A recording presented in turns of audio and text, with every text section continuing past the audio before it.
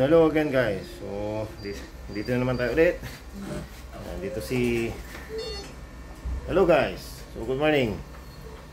We have another patient. Ayan, kumakain na rin siya. Si Liang Liang.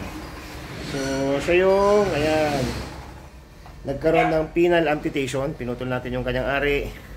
Dineuter na natin siya at saka ginawa natin siya ng bagong daluyan ng ihi dahil nag-necrotize or nabulok yung kanyang ari. Okay, so kumakain na siya. Actually, post-transfusion din siya. So, na-blood transfusion siya dahil napakababa ng kanyang hematocrit sa kanyang red blood cell. So, she's already eating. He's already eating, pero she na siya ngayon eh. Kasi na-transgender na siya. Napalitan na, natanggal na yung kanyang pututoy. So, kumakain na siya, so uwi na siya. So, layo pa siya eh. Galing pa siyang Parañaque. Okay? So, sige, pauwiin na namin siya ngayon. Bye-bye! Again, I'm Dr. Soydi and you're at De La Savet.